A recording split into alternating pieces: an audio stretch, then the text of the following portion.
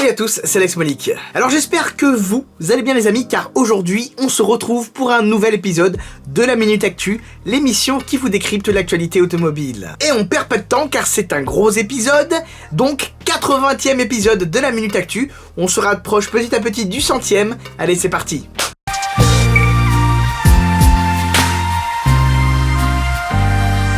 Tout d'abord, commençons par une petite annonce sur Rétromobile qui pourrait bien vous intéresser. En effet, le salon Rétromobile m'a proposé de vous faire gagner 4 fois 2 places pour le salon. Donc, il y aura donc 4 chanceux ou chanceuses qui pourront y aller avec un accompagnant ou accompagnante. C'est ma foi l'occasion de découvrir le salon pour ceux qui ne le connaîtraient pas encore, ou tout simplement de faire un cadeau à un ami, ou tout simplement se faire plaisir. Pour faire partie de ces 4 gagnants, rien de plus simple. Ça se passe sur mon compte Instagram. Il vous suffit tout simplement d'aller liker la photo de l'annonce du jeu, celle-ci là, juste ici, et de suivre le compte Rétromobile Paris.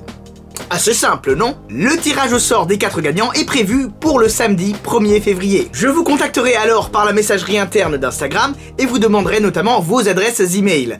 Puis c'est le salon qui se chargera de vous contacter. Voilà, passons désormais à l'actu.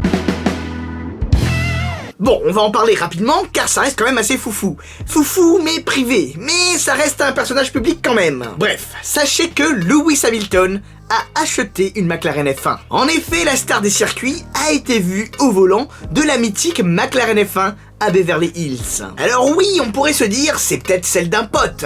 Mais non, c'est bel et bien à lui. Lewis Hamilton l'aurait achetée en 2017 lors de la Car Week et depuis, elle était en restauration chez McLaren à Woking. C'est pas moi qui le dis, c'est Peloton 25, un des plus grands spécialistes de la McLaren F1 sur Terre. Moi, je ne fais que paraphraser sa science. N'empêche, quand on y pense, faut quand même être vraiment très patient, Acheter une icône de ce calibre et attendre 2 ans pour pouvoir la conduire. C'est fou. Puis mine de rien, il doit quand même très bien gagner sa vie, le Lewis, Pour lâcher la moitié de son salaire annuel sur une seule voiture, faut le faire. Il a une bien belle collection, le bougre d'ailleurs, avec sa Zonda 760 LH, sa McLaren P1 ou encore sa Ferrari, la Ferrari.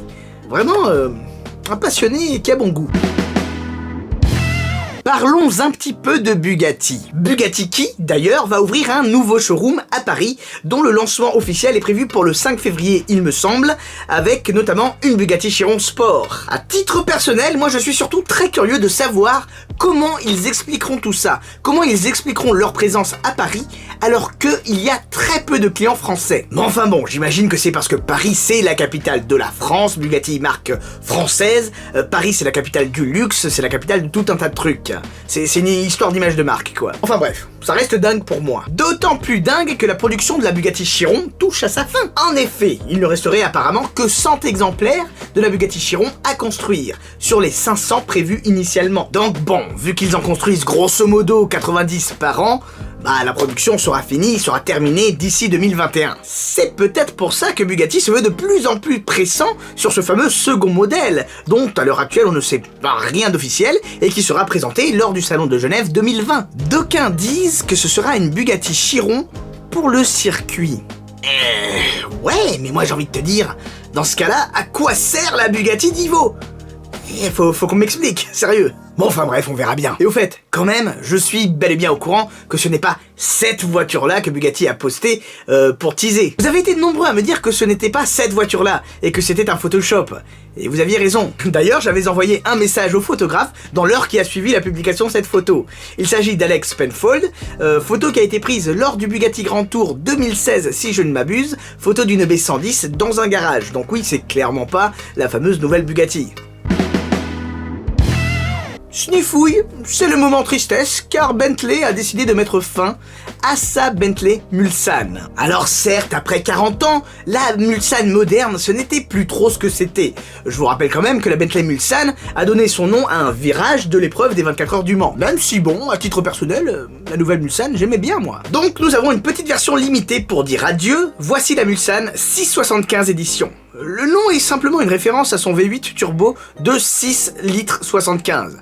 Rien de très recherché d'ailleurs, je trouve ça dommage d'ailleurs pour un goodbye. Encore plus dommage, elle est banale au possible. À part quelques petits détails ici et là pour la reconnaître, notamment les logos. Mais bon, la Mulsanne c'est un petit peu la Bentley ultime si on veut. C'est le pinacle du luxe à l'anglaise, dont la mission était de concurrencer la Rolls-Royce Phantom. Visiblement, faut se rendre à l'évidence, ça n'a pas trop marché, vu que Rolls-Royce est au firmament, et que Bentley, ils arrêtent des modèles. Le constructeur allemand Porsche vient de sortir une pub assez sympa. La première depuis 1997, plus de 20 ans. Fallait bien ça pour mettre à l'honneur le Taycan. Bon, forcément, je ne vous raconte pas tout, je vous laisse découvrir ça au calme, le lien est dans la description. Mais faut quand même que je vous montre juste ça pour vous donner une idée du délire.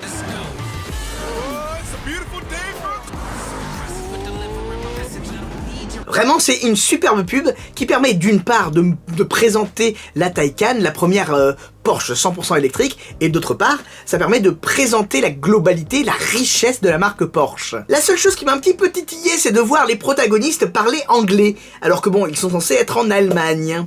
Mais je suis grand prince, je pardonne car la pub a été faite pour être diffusée au Super Bowl. Vous savez, le grand événement de football américain, dont les pubs à la mi-temps sont souvent génialissimes.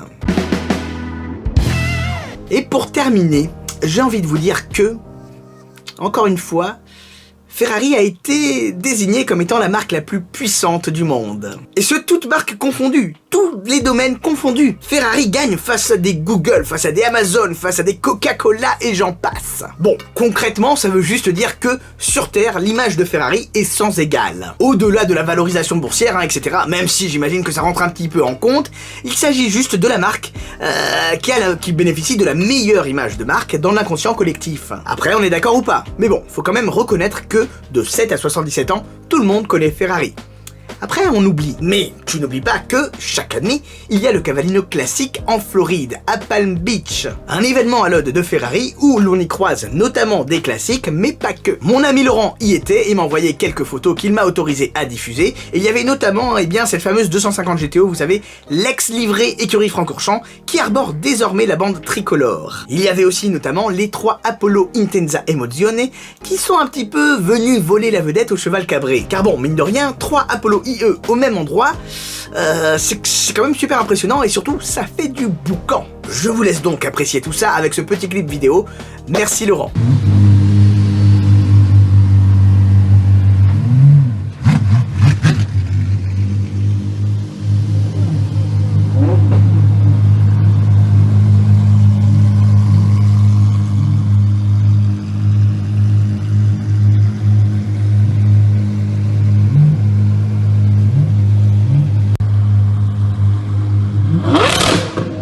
J'aurais également pu vous parler de cette action collective contre Volkswagen en France, de la Gran Turismo électrique, de la future Gran Turismo électrique, de la fin du Suzuki Jimny, de la valorisation historique de Tesla en bourse à 100 milliards, ou encore des véhicules du FAI, mais bon, j'ai préféré vous sortir une vidéo un peu plus tôt. Voilà, la vidéo est désormais terminée, j'espère qu'elle vous aura plu, merci à vous de l'avoir regardé jusqu'au bout, dites-moi ce que vous en pensez dans les commentaires, réagissez, c'est fait pour ça, partagez-la autour de vous, je vous en serai très reconnaissant. Et si vous êtes curieux, je vous invite à aller voir sur ma chaîne YouTube et abonnez-vous, il y a tout un tas de vidéos que vous n'avez certainement pas vues comme celle-ci ou encore celle-là. Quant à la vidéo en haut à droite, l'algorithme YouTube estime qu'elle va vous plaire. Mais surtout les amis, ne l'oubliez pas, on n'a peut-être pas la même voiture, mais on a la même passion. Sur ce, je vous dis à très bientôt, ciao ciao.